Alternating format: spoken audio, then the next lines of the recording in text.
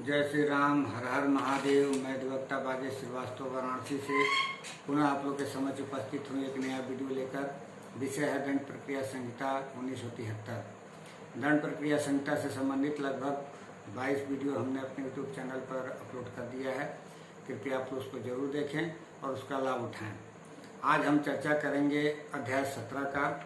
अध्याय 17 में मेंस के पर्पज से 3 क्वेश्चन बनते हैं। एक तो हालांकि 2 खंडों में विभाजित है, लेकिन 3 क्वेश्चन बनते हैं धारा 211 से लेकर के धारा 214 तक, और फिर धारा 215 से लेकर के धारा 217 तक, और उसके बाद फिर धारा 218 से लेकर के 224 तक। तो हम आज चर्चा करेंगे धारा 215 से लेकर के धारा 217 तक क्या व्यवस्था दी गई है, उसके बारे में चर्चा करेंगे।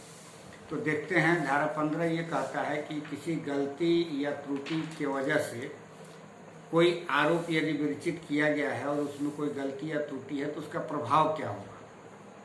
तो गलती या त्रुटि का प्रभाव तब तक तात्विक नहीं माना जाएगा जब तक कि अभियुक्त जो है वास्तव में भुलावे में न पड़ गया हो या उसके कारण न्याय नहीं हो पाया है।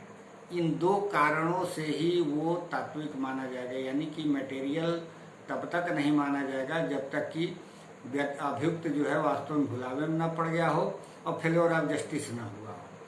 हम लोग जब पिछले वीडियो में चर्चा किए थे तो एक प्रभाव के बारे में देखा गया था, धारा 464 के बारे में। धारा 464 में भी कुछ इसी प्रकार का बात कहा गया है। तो पहले हम इसको देख लेते हैं कि 215 में यदि गलती का प्रभाव होता है कि नहीं होता है, किन कारणों को माना जाएगा कि तात्विक है और किन को माना जाएगा कि ये तात्विक नहीं है। तो उसको हम लोग देख लेते हैं। ये दृष्टांत के रूप में दिया गया है, जिसमें कि 2 दृष्टांत इसके बहुत ही इम्पॉर्टेंट है। एक डी और ई, जो कि खुदा बख्श और हैदर बख्श के नाम से एक दृष्टांत है। उसमें हम लोग जब देखते हैं कि किसी ऐसे व्यक्ति का अभियोजन प्रारंभ हुआ है जो कि वो एक खुदा बख्श का हत्या के लिए उसको जो है आरोप विरचित किया गया है। वास्तव में उसने हैदर बख्श का हत्या किया था, और चूंकि उसने किसी भी अन्य व्यक्ति का हत्या नहीं किया था, तो जो भी उसके ऊपर आरोप लगाया गया उसका वो बकायदे डिफेंड किया, प्रतिरक्षा किया, क्रॉस एग्जामिनेशन हुआ।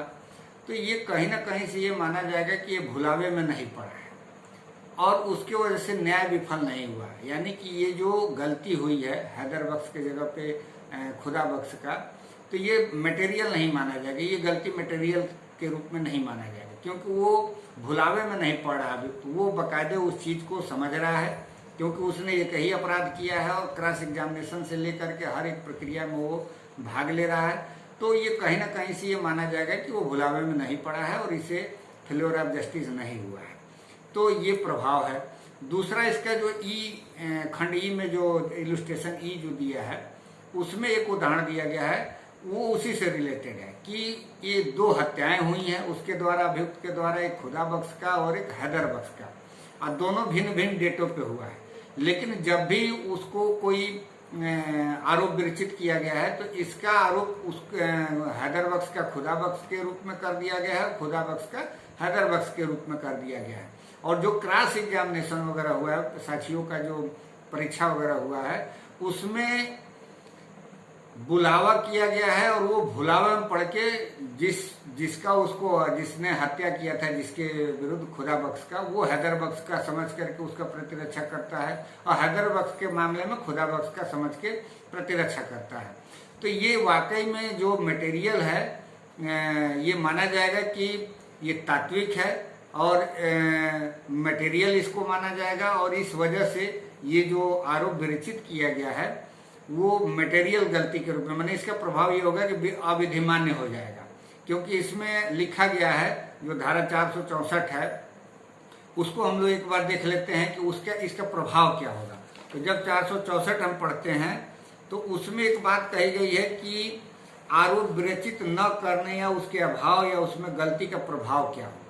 ये करे किसी सक्षम अधिकारिता वाले न्यायालय का कोई निष्कर्ष, दंडादेश या आदेश केवल इस आधार पर कि कोई आरोप विरचित नहीं किया गया या अथवा इस आधार पर कि आरोप में कोई गलती या लोप अनियमितता थी और जिसके अंतर्गत आरोप का कुछ संयोजन भी है। अब समझ लीजिए कि कितना बड़ा फॉल्ट हो रहा है, उसके बावजूद भी वह मटेरियल नहीं होगा, और ये कह रहा है कि उस दशा में ही अविधिमान्य समझा जाएगा जब अपील, पुष्टिकरण या पुनरीक्षण न्यायालय की राय में उसके कारण वस्तुतः न्याय नहीं हो पाया है, यानी कि फेल्योर ऑफ जस्टिस हो गया है। अगर जो ऐसी स्थिति हुई है, फेल्योर ऑफ जस्टिस हुआ है, तभी ये तात्विक माना जाएगा और अविधिमान्य होगा। अन्यथा जो आरोप विरचित न्यायालय द्वारा कर दिया गया है धारा 211 के तहत, तो वो भले ही गलती या त्रुटि हुई है उसमें, या कुछ संयोजन भी हो गया है क्यों ना उसमें आरोप में, तो ये माना जाएगा कि ये मटेरियल नहीं है जब तक कि वो फेल्योर ऑफ जस्टिस ना हुआ हो और धारा 215 के अधीन उसका जो प्रतिरक्षा किया जा रहा है अभियुक्त द्वारा वो भुलावे में न पड़ा हो। तो ये दो चीजें हैं। अब इसके बाद आता है बाकी 3 दृष्टांत और है इसमें, A B C करके, तो उसको भी आप लोग देख लीजिएगा। ये भी वही बात कह रहा है जो D और E के मामले में है, कि जैसे किसी व्यक्ति पर किसी कुटकृत्य के सिक्के के लिए उसको ऊपर अभियोजित किया गया और उसमें कपट पूर्वक शब्द छूट गया, लेकिन वो भुलावे में नहीं पड़ा है, वो इस चीज को मानते हुए अपना डिफेंड कर रहा है, तो ये माना जाएगा कि ये गलती तात्विक नहीं है।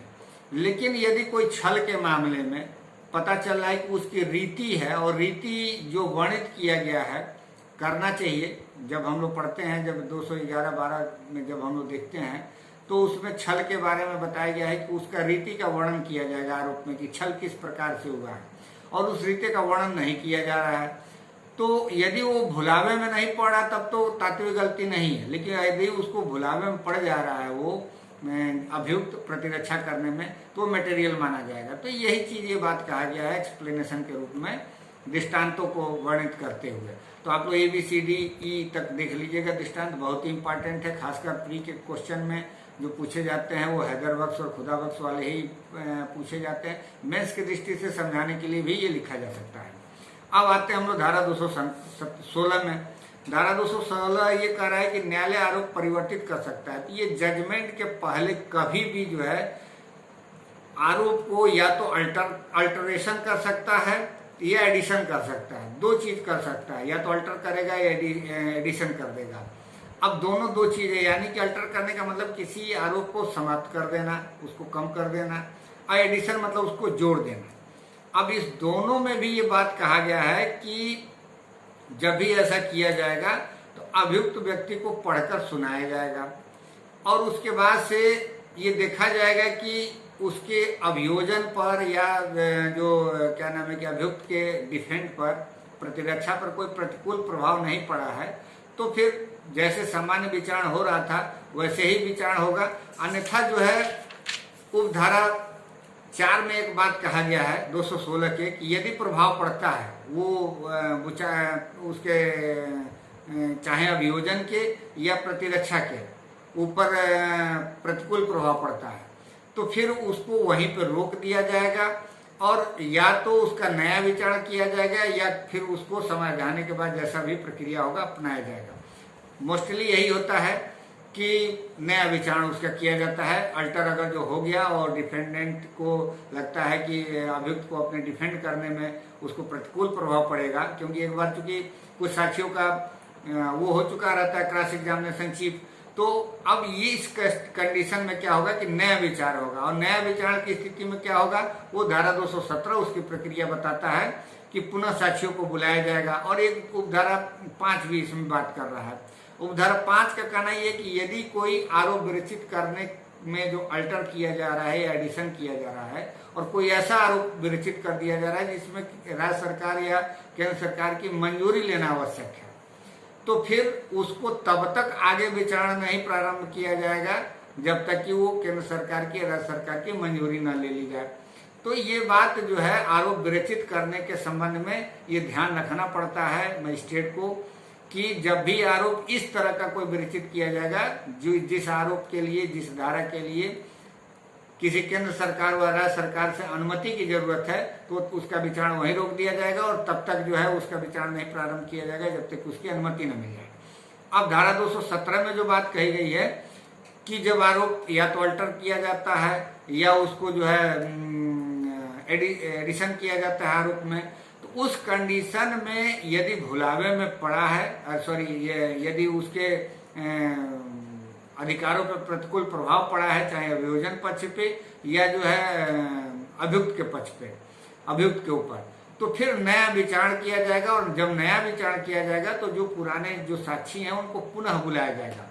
अब यहाँ पे जो पुनः बुलाने वाली बात है ये रेफर करता है धारा 311 से। जब हम लोग धारा 311 पढ़ते हैं तो उसमें ये बात कही गई है। अब एक बार धारा 311 को देख लेते हैं, तब धारा 217 को हम देखते हैं। तो धारा 311 में कहा गया है कि आवश्यक साक्षी को समन करने या उपस्थित व्यक्ति की परीक्षा करने की शक्ति कोई न्यायालय इस संहिता के अधीन किसी जांच, विचारण या अन्य कार्रवाई के किसी प्रक्रम में किसी व्यक्ति को साक्षी के तौर पर समन कर सकता है या किसी ऐसे व्यक्ति को जो हाजिर हो यद्यपि वह साक्षी के रूप में समन न किया गया हो परीक्षा कर सकता है। किसी व्यक्ति को जिसकी पहले परीक्षा की जा चुकी है पुनः बुला सकता है और उसकी पुनः परीक्षा कर सकता है। और यदि न्यायालय को मामले के न्यायसंगत विनिश्चय के लिए किसी ऐसे व्यक्ति या साक्ष्य आवश्यक प्रतीत हो तो वह ऐसे व्यक्ति को समन करेगा और उसकी परीक्षा करेगा या उसे पुनः बुलाएगा और उसकी पुनः परीक्षा करेगा। ये बात धारा 311 में दिया गया है, जो कि धारा 311 के तहत ही बुलाया जाता है। और धारा 317 में वो प्रक्रिया बताई गई है कि यदि नया विचारण किया जाएगा अल्टर करने के आधार पर और एडिशन करने के आधार पर, कोई आरोप का यदि एडिशन होता है या अल्टर होता है तो उस आधार पर फिर धारा 217 की प्रक्रिया अपनाई जाएगी यदि नया विचारण किया जाता है। तो ये कह रहा है कि जब कभी विचारण प्रारंभ होने के पश्चात न्यायालय द्वारा आरोप और परिवर्तित या परिवर्धित किया जाता है तब अभियोजक और अभियुक्त को, इसमें ए और बी खंड बनाया गया है। ये कह रहा है किसी ऐसे साक्षी को जिसकी परीक्षा की जा चुकी है पुनः बुलाने की या पुनः समन करने की और उसकी ऐसे परिवर्तन या परिवर्धन के बारे में परीक्षा करने की अनुज्ञा दी जाएगी जब तक न्यायालय का ऐसे कारणों से जो लेखबद्ध किए जाएंगे यह विचार नहीं है कि यथास्थिति अभियोजक या अभियुक्त तंग करने के या विलंब करने के या न्याय के उद्देश्यों को विफल करने के प्रयोजन से ऐसे साक्षी को पुनः बुलाना या उसकी पुनः परीक्षा करना चाहता है।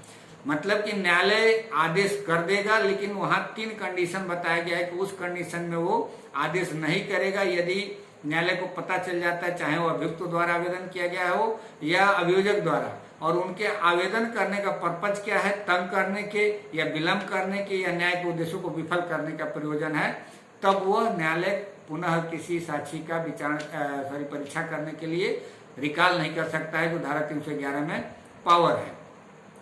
और इसमें ख कह रहा है कि किसी अन्य ऐसे साक्षी को भी जिसे न्यायालय आवश्यक समझे बुलाने की अनुज्ञा दी जाएगी। तो इस प्रकार से हम लोगों ने देखा को रिलेट करके कि धारा 215 और धारा 464 क्या कहता है, और फिर धारा 216 और 17 की जब प्रक्रिया अपनाई जाती है जब किसी आरोप में अल्टर और एडिशन किया जाता है तो उसमें 311 की भी प्रक्रिया अपनाई जाती है। तो हमें विश्वास है कि आप लोग को बातें जरूर समझ में आई होगी। 2 वीडियो और इसमें बनेगा, धारा 215 से लेकर के धारा 214 तक और फिर धारा 218 से लेकर के धारा 224 तक। तो इसमें 3 पार्ट में हम देखेंगे और इसको आप लोग बेरक जरूर पढ़िएगा। इसमें से प्री और मेंस में क्वेश्चन जरूर आते हैं। और आप लोग को आग्रह है कि मेरे इस वीडियो को अधिक से अधिक लोग को शेयर करें। अभी तक मेरे इस चैनल को जिन व्यक्तियों द्वारा सब्सक्राइब नहीं किया गया है कृपया जो है सब्सक्राइब कर लें। मिलते हैं अगले वीडियो में, तब तक के लिए इजाजत दीजिए।